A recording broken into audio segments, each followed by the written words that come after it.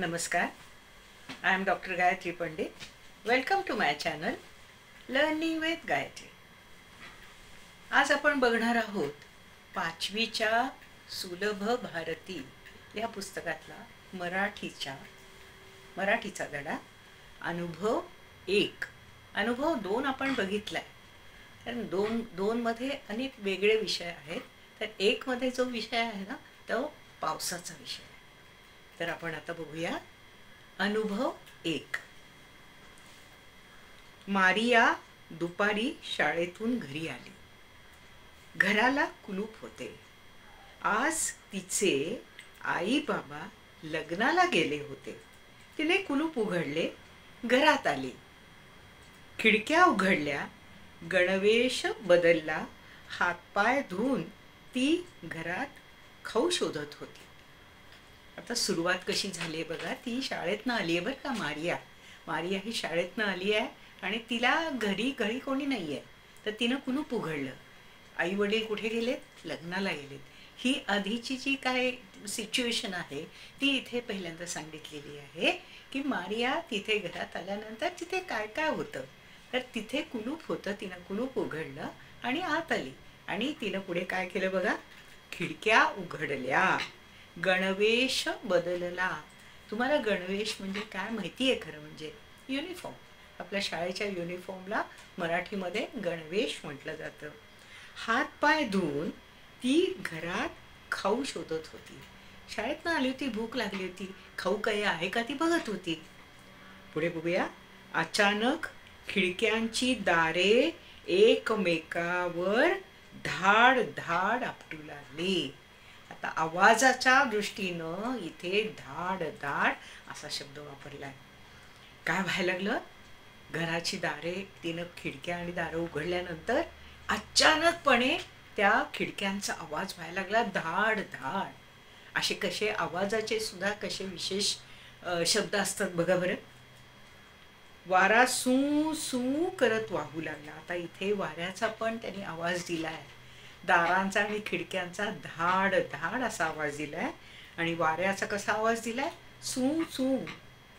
आभाळात ढगांची गर्दीच गर्दी गेली. आभाळात एकदम अचानक ढग भरून आले.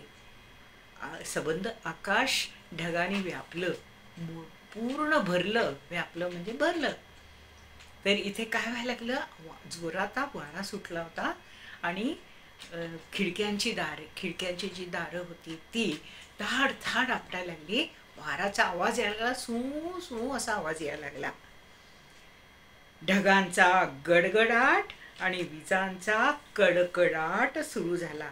इथे आपल्याला आवाजाचे जे शब्द असतात ना ते कितीतरी मिळालेत बघा. धाड धाड. दारं खिडकी आपटायला लागली. धाड धाड. वारा सू सू व्हायला लागला. आणि पुढे ढगांचा गडगडाट. आवाज कसा आहे बघा. ढगांचा गडगडाट. ढगांचा पाऊस सुरू झाला की गडगडाट होतो ना, आवाज येतो गडगड गडगड असा. विजांचा कडकडाट. विजा सुरू झाल्या की विजांचा कसा आवाज येतो? कडकड कडकड कड. पाऊस धो धो कोसळू लागला. मारियाने पटापट दारे खिडक्या बंद केल्या. आता इथे अनेक शब्द आपल्याला असे स्पीड दाखवणारे, आवाज दाखवणारे असे शब्द आपल्याला इथे बरेच आले. आणि ते कसे एक वाक्याचं कसं छान वाक्य सापडायसाठी कसं ते उपयोगात आणलेलं जातं बघा. मारियाने पटापट दारे खिडक्या बंद केली. पटापट म्हणजे त्याला एक स्पीड आहे. पटपट पटपट दार बंद केली. पाऊस धो धो कोसळू लागला. पावसाचा जो स्पीड आहे ना तो धो धो पाऊस पडायला लागला. तिचे लक्ष घड्याळाकडे गेले. बराच उशीर झाला आहे असा विचार करतच ती जवळच्या खुर्चीत बसली. फार उशीर झालाय. तिला कशाचा उशीर झालाय हे मात्र तिनं अजून तिच्या लक्षात आलंय कशाचा उशीर झालाय, पण आपल्याला अजून समजलेलं नाहीये. बराच उशीर झाला आहे असा विचार करतच ती जवळच्या खुर्चीत बसली. दारं खिडक्या तिने बंद करून घेतल्या. बाहेरनं कडकडाट, विजांचा कडकडाट, ढगांचा गडगडाट आवाज येत होता, वाऱ्यांचा सू सू आवाज येत होता. आता इथे तुम्हाला प्रश्न विचारले जाऊ शकतात बरं का. ढगांच्या आवाजाला काय म्हणायचं, ढग कसे होते असं विचारलं तर ढग कसे होते? ढग कडकड आवाज करत होते, ढगांचा गडगडाट होत होता, हे तुम्ही सांगू शकता. विजांचा कडकडाट, ढगांचा गडगडाट. हळूहळू तिला पावसावरच्या कविता आठवू लागल्या. तिथे खुर्चीत बसून तिला काय आठवायला लागलं? पावसांच्या कविता. ये रे ये रे पावसापासून आपण कविता ऐकतो, वाचतो. अशा अनेक पावसावरच्या कविता आपल्याला खूप माहिती असतात. ती कविता गुणगुणू लागली. आता इथे पण गुणगुणणे हा शब्द सुद्धा आपल्याला एक आवाज सांगतो. एक छान त्या आवाजाचा जो एखादी माशी की एखादी मधमाशी कशी गुणगुणायला लागते, तो आवाज आपल्याला असा छान वाटतो. तसा इथं तिने काय केलंय, ती कविता ती आठवायला लागली आणि ती मनातल्या मनात बोलायला लागली आहे आणि गुणगुणायला लागली आहे. म्हणजे कसं असं जे बोललं जातं ना, मनातल्या मनात बोलत पण आवाज करत, त्याला आपण गुणगुणणं म्हणतो. ते विस्परिंग पेक्षा थोडंसं जास्त असू शकतं. विस्परिंग कसं, तिथे आवाज काहीच असत नाही, पण इथे काय आहे, ती आवाज करतीये पण ते गुणगुणणारा आवाज आहे. पावसाचा आवाज कमी झाला. पाऊस गडगडाट, पाऊस जो पाऊस पडत होता ना, तो आवाज कमी झालाय बरं का. आणि मारियानं खिडकी उघडली. आता आवाज कमी झाल्यानंतर तिला बाहेर बघावं सारखं वाटलं की पाऊस खरंच पडतोय का. तिनं खिडकी उघडली. बाहेर रिमझिम रिमझिम पाऊस पडत होता. आता इथे पाऊस धो पडत होता. याच्यामध्ये त्या पावसाचा स्पीड आहे आणि इथेही स्पीड आहे, तो कमी झालेला स्पीड आहे, तो म्हणजे रिमझिम रिमझिम. पाऊस कसा रिमझिम रिमझिम पडायला लागला होता. पावसाचा जोर कमी झाला होता. पावसाचा जोर कमी झाला की आपण काय म्हणतो, पाऊस रिमझिम पडतोय, रिमझिम रिमझिम पडतोय. वाहणाऱ्या पाण्याचा खळखळाट हळूहळू कमी झाला. या संपूर्ण लेसन मध्ये तुम्हाला अनेक प्रकारचे आवाज समजणार आहेत. आता इथेच बघा, वाहणाऱ्या पाण्याचा खळखळाट हळूहळू कमी झाला. पाऊस, रस्त्यावरून पाणी जे पडत होतं ना पावसाचं, ते जोरात सुरुवातीला पडत होतं, कारण पाऊस धो पडत होता. आता तो धो पडणारा जो पाऊस होता तो कमी झाला, तो आता रिमझिम रिमझिम पडायला लागला. त्यामुळं वाहणाऱ्या पाण्याचा खळखळाट, जो जोर होता ना खळखळ, तो जोर कमी झाला आणि थोड्याच वेळात पाऊस थांबला.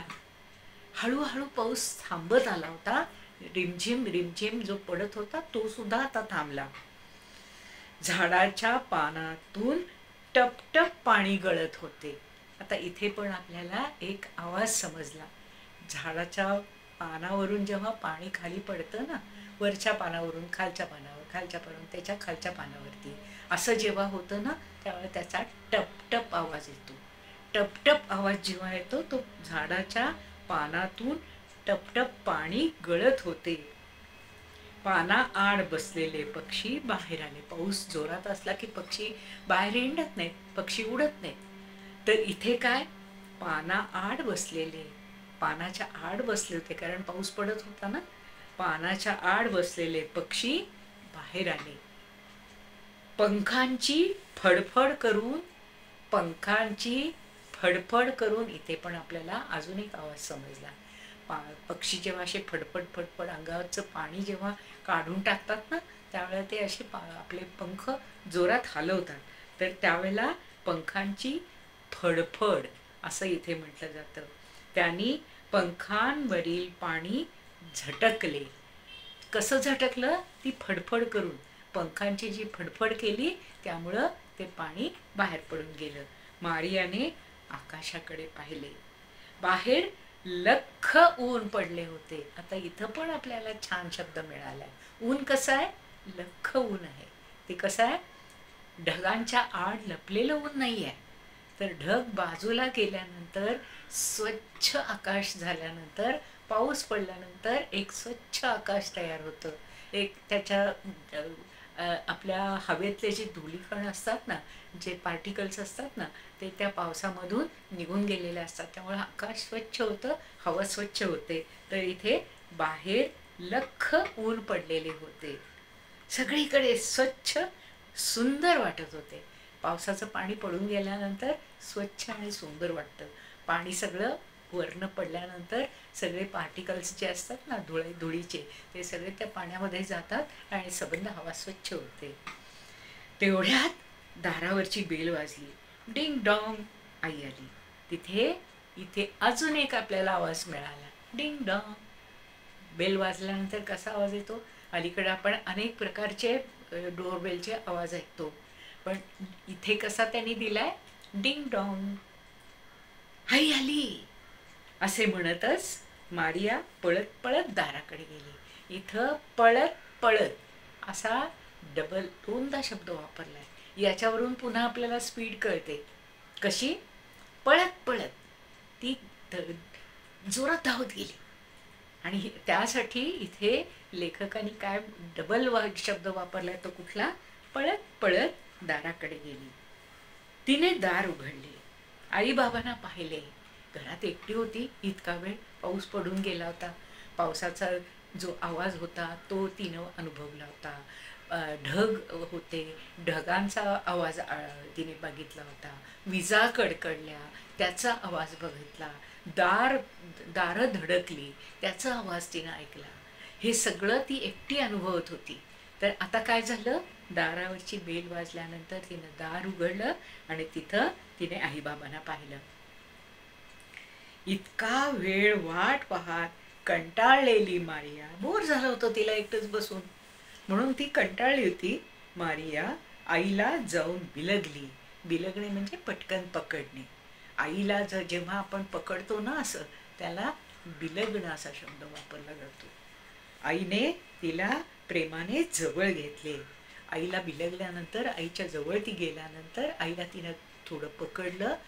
तेव्हा आईनं तिला डोक्यावरून हात फिरवला, प्रेमाने जवळ घेतलं. आणि ती एकटी होती ना, आता आईबाबा आल्यानंतर तिचा कंटाळा पळून गेला. तर इथे आपल्याला या लेसनमध्ये, या अनुभव 1 मध्ये पावसात संबंधित जे काही वेगळे वेगळे आवाज दाखवणारे जे शब्द आहेत ना, ते ह्या लेसनमध्ये आपल्याला भरपूर मिळालेले आहेत. तर ते कसे आहेत बघा बरं. ती घरात आली, दारावरचं कुलूप काढलं, तेव्हा खिडक्याची दारं वाजायला लागली. ती कशी? धाड धाड. वारा कसा सुटला होता? सू सू. ढगांनी आभाळात गर्दी केली होती आणि ढगांचा कसा आवाज होता? गडगडाट. विजांचा कसा होता? कडकडाट. पाऊस कसा पडत होता? धो धो. आणि काय? मारियानं पटापट दारे आणि खिडक्या बंद केली. आता हे सगळे जे शब्द आहेत आपल्याला, ते आपल्याला काही आवाज दाखवतात, काही स्पीड दाखवतात. असे हे जे शब्द आहेत ना, त्यामुळं आपल्याला ती सिच्युएशन कशी आहे, ती परिस्थिती तिथे कशी आहे, याचा बरोबर अंदाज येतो.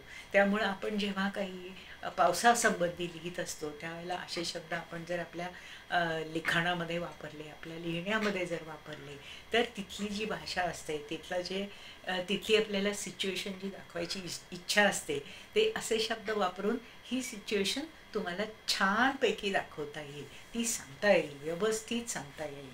तर तुम्ही असे जे शब्द आहेत त्या संदर्भामध्ये जरूर अभ्यास करा. आणि असे शब्द तुम्ही जेव्हा लिहाल तर ते तसं लिहिताना तसे शब्द जरूर वापरा. म्हणजे काय होईल? त्या वाक्याला, त्या लिखाणाला, त्या तुमच्या रायटिंगला एक छान सौष्ठव मिळेल, एक छान तिथे तुमचं प्रेझेंटेशन होईल. त्यासाठी असे शब्द जरूर वापरा. तर तुम्हाला आजचा हे माझं शिकवणं कसं वाटलं मला जरूर सांगा, कमेंटमध्ये लिहा आणि मला जरूर सांगा. माझ्या चॅनलला लाईक करा, सबस्क्राईब करा आणि शेअर करा. थँक्यू.